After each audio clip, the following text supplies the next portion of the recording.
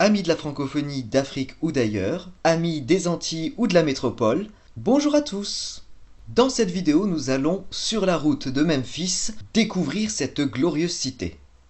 Alors tout d'abord, Memphis est le nom grec de la ville égyptienne Ineb-Hedj ou Men-Nefer, ou encore Menfé en copte, qui se trouve sur le site actuel connu en arabe sous le nom de Mitraïne, à environ 20 km au sud du Caire, sur la rive ouest du Nil. Men-Nefer, Memphis fut la capitale du premier nome de Basse-Égypte, le nome dit de la muraille blanche, Ineb-Hedj, depuis sa fondation jusqu'en 2200 avant notre ère. Elle restera ensuite un centre administratif tout au long de l'histoire égyptienne.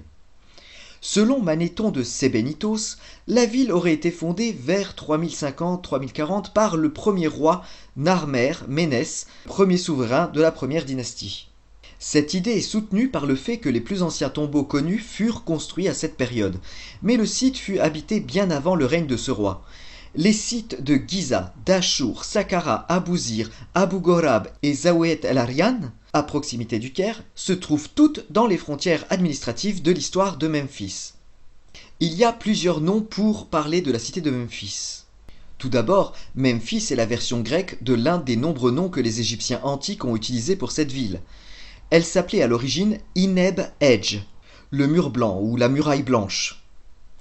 Mais aussi Inebu-Hedj, les murs blancs, simplement le mot Ineb au pluriel, Inebu. Ce nom a été donné en raison d'un mur d'enceinte à redans fait en calcaire. Le premier signe de ce nom représente un mur. C'est un trilitère pour Ineb, le mur. Il est suivi d'une massue, Hedj. Alors ici, ce bilitaire Hedj est utilisé pour dire blanc.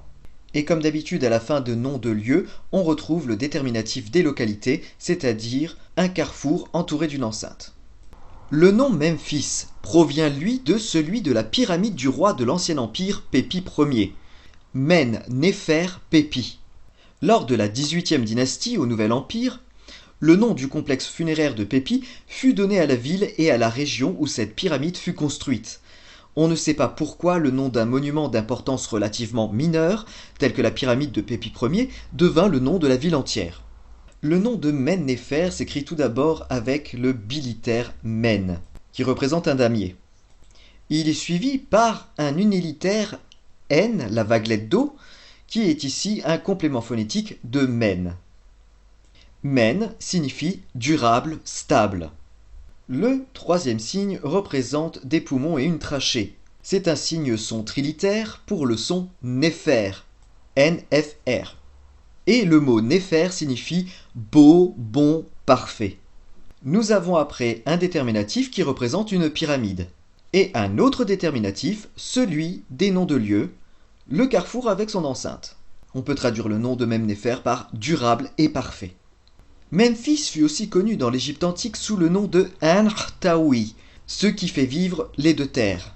Ce nom insistant ainsi sur la position stratégique de la ville entre la Haute et la Basse-Égypte. Vous reconnaissez dans le nom le signe de vie Anr, suivi de deux signes représentant deux bandes de terre. Le signe de la terre, Ta, mis au duel, c'est comme le pluriel mais sauf pour les choses qui vont par deux.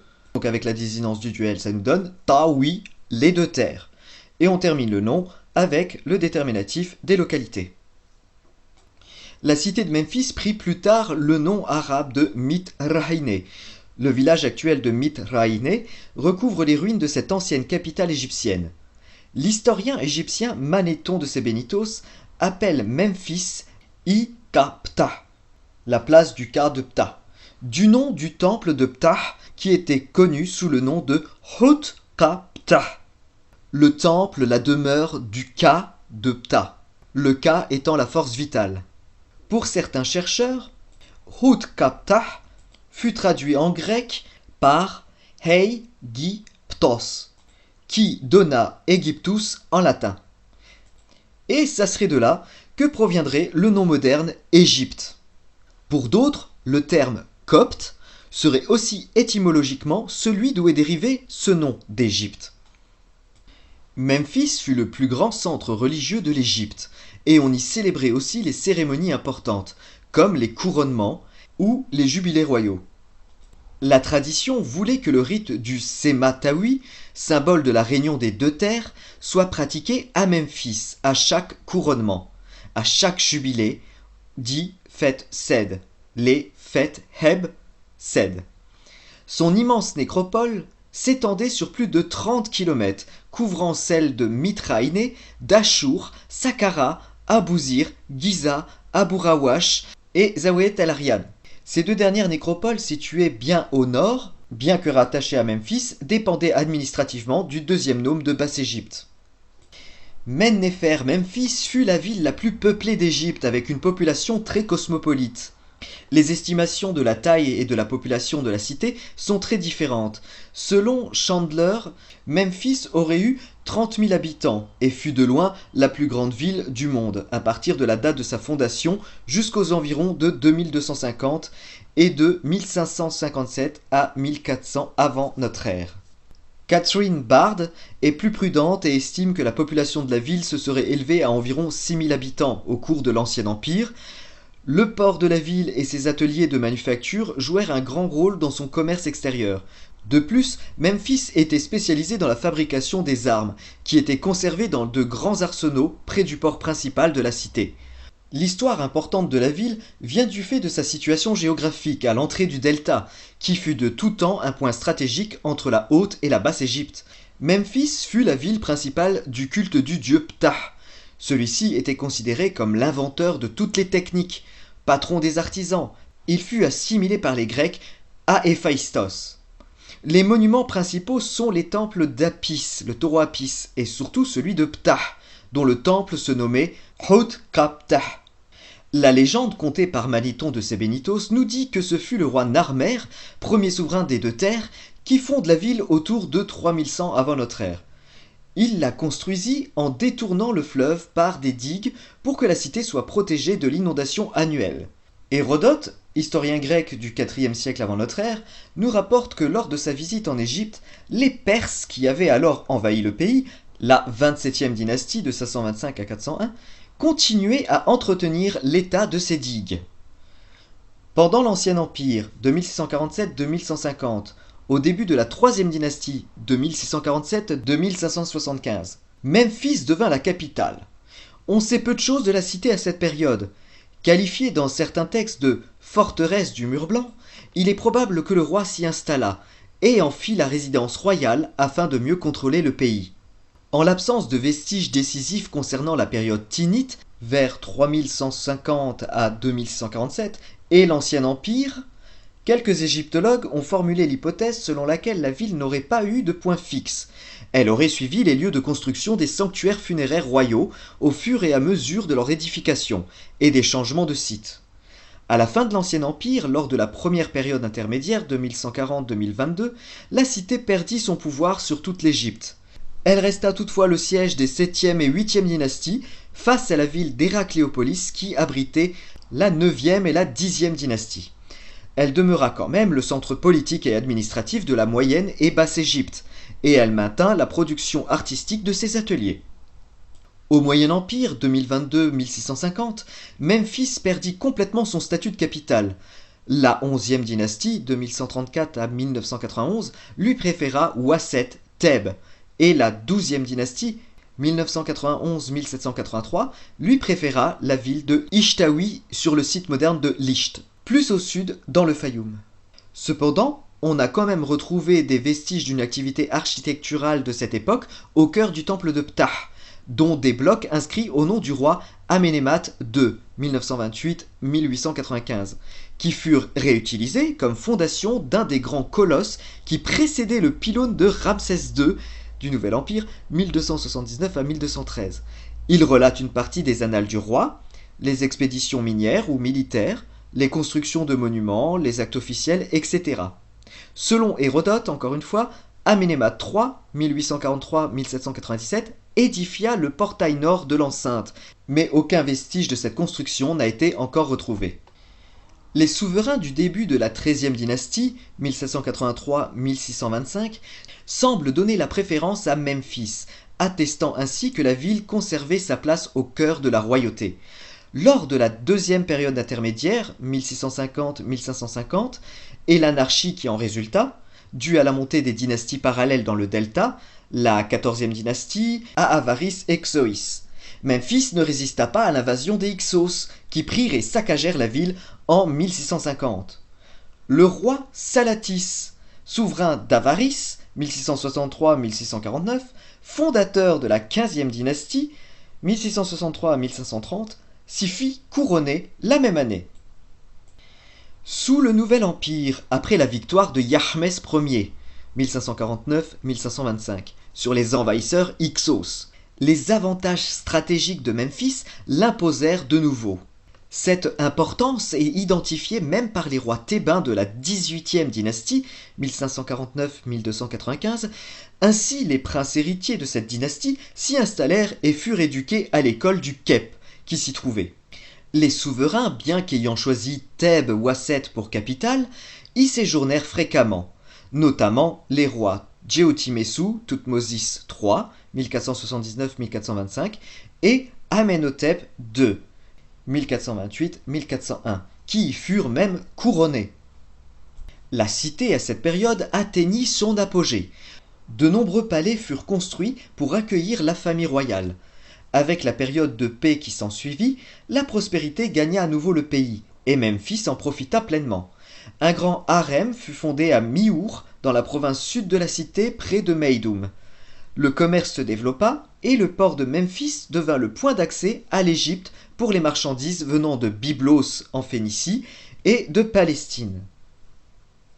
Hérodote nous indique que ce serait de cette époque que daterait la fondation dans la ville d'un temple dédié à la déesse Astarté, ou Ashtart, ou encore Ishtar, déesse phénicienne qui sera également implantée dans le panthéon égyptien plus tard sous les rois de la 20e dynastie, 1186-1069. Après l'agitation due à la révolution amarnienne d'Amenhotep IV, encore connu sous le nom d'Akhenaton, 1353-1338, Toutankhamon, 1336-1327, abandonna Amarna et prit résidence non pas à Thèbes ou Wasset, mais à Memphis-Mennefer. Les dynasties suivantes, surtout celle des Ramsès, dont la résidence était la ville de Pi-Ramsès dans le delta, feront toutefois beaucoup pour la ville de Memphis. Avec eux, les Ramessides, la cité prit une nouvelle importance dans la vie politique du pays. C'est de Memphis que venaient les scribes, les artistes, les artisans. Ramsès II, 1279-1213, développa le port et les industries de la ville. Une des 4 divisions de son armée, en l'honneur du dieu Ptah, porta son nom. Une des sœurs de Ramsès II, Tia, fut enterrée dans la nécropole memphite avec beaucoup d'autres hauts fonctionnaires et grands du royaume. Meremta, 1213-1203, le successeur de Ramsès II, y construisit même un palais, agrandissant ainsi l'enceinte sud-est du temple de Ptah. Pendant toute la période qui suivit, Memphis reçut les privilèges royaux des Ramessides. Lors de la 3e période intermédiaire, 1080-1656, avec les 21e dynasties, 1070-945, et la 22e dynastie, 945 à 715, on assista à une prolongation de l'activité initiée par les Ramsès. Memphis ne sembla pas souffrir du déclin du pays lors de cette période et la ville resta la plus importante cité même au temps des invasions étrangères. Il semble même que les souverains du Nord s'attachèrent à développer les cultes memphites dans la région. Le roi Siamon, 978-959 de la 21e dynastie, fit édifier un temple qu'il dédia au dieu Amon, au sud de l'Hut-Kaptah, le grand temple de Ptah. Sheshonq Ier, 945 à 924 de la 22e dynastie, aurait érigé une construction qui aurait considérablement agrandi le temple de Ptah. Il y aurait fait aménager son tombeau, ce qui expliquerait l'absence de traces concrètes de son ensevelissement à Tanis. On a d'ailleurs découvert les preuves qu'un culte funéraire lui était rendu à Memphis. Une nécropole des grands prêtres de Ptah de Memphis, datant de la 22e dynastie, fut mise au jour à l'ouest de l'enceinte, dont une chapelle dédiée à Ptah par le prince Sheshonq, fils du pharaon Osorkon II, qui occupait alors cette fonction. Cette chapelle est aujourd'hui visible dans les jardins du musée du Caire. De par sa position géographique, lors de la Basse Époque 656-332, Memphis fut souvent le théâtre des luttes contre l'occupant. Le roi couchite de Napata, Piandri, 747-716 de la fameuse 25e dynastie, fit le siège de la ville où s'était réfugié le roi Saïd Tefnard Ier, 727-716 de la 24e dynastie. Le fait est relaté sur la stèle des victoires que Piandri érigea au temple d'Amon du Djebel Barkal, au Soudan actuel. Il donne aussi une description de la cité et de ses fortifications. Après la prise de la ville, Piandri fit restaurer les temples et ses successeurs édifièrent des chapelles dans l'angle sud-est de l'enceinte principale. La cité fut une nouvelle fois impliquée dans des guerres lors de l'invasion assyrienne. Taharqa, 690-664, parvint une première fois à y repousser l'envahisseur, mais la cité tomba aux mains des Assyriens qui y installèrent le roi de Saïs, Néchao Ier, 672-664. Tanutamon, 664-656, successeur de Taharqa, assiégea et reprit Memphis, à Néchao Ier qui mourut au cours de la bataille. Il relata le siège de la ville sur la stèle du songe qu'il érigea à Napata, au Soudan. La victoire fut de courte durée. Sa reconquête de Memphis imposait aux Assyriens de prendre des sanctions. En 664, l'empereur assyrien Ashurbanipal, 669-631, lança un corps d'armée contre l'Égypte et la cité retomba aux mains des Assyriens.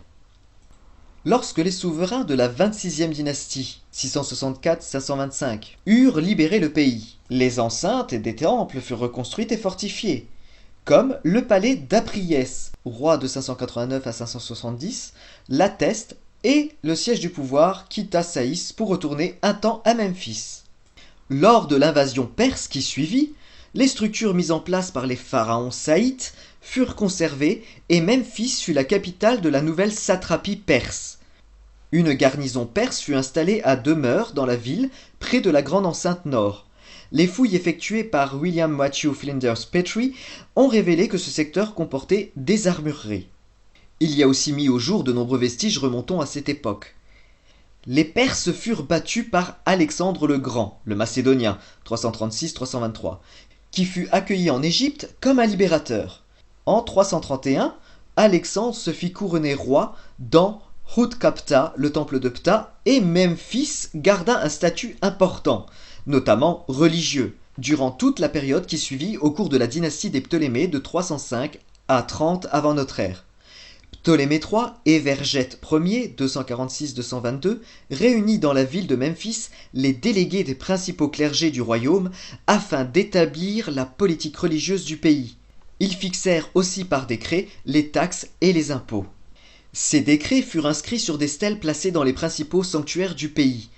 À partir de 238, ces décrets solennels furent publiés en écriture hiéroglyphique, grecque et démotique. Le démotique étant l'écriture cursive utilisée à cette période, simplification de l'écriture hiératique, la cursive des hiéroglyphes. Cette tradition des décrets trilingues continua sous les règnes suivants, et l'exemple le plus célèbre de ces stèles est la fameuse pierre de Rosette. Le déclin de Memphis commença en fait avec la création d'Alexandrie, qui fut la ville la plus importante d'Égypte pendant la période hellénistique. Mais ce déclin fut surtout accéléré sous les empereurs romains, pour s'achever avec la conquête des Arabes. Memphis resta tout de même la deuxième ville du pays jusqu'à cette époque, et l'établissement de leur nouvelle capitale, Al-Fostat ou Misr al-Fostat, en 641 de notre ère. La ville-camp de Fostat a été fondée sur l'emplacement d'une ancienne forteresse byzantine appelée Babylone. Le site est aujourd'hui au sud du Caire. C'est d'ailleurs sur ce site que fut bâtie la première mosquée du pays et de l'Afrique. Memphis servit alors de carrière pour les nouvelles villes. Elle fut encore un imposant ensemble de ruines au XIIe siècle, mais lorsque les savants de Napoléon arrivèrent lors de l'expédition d'Égypte sur le site, ils ne trouvèrent que des ruines éparses.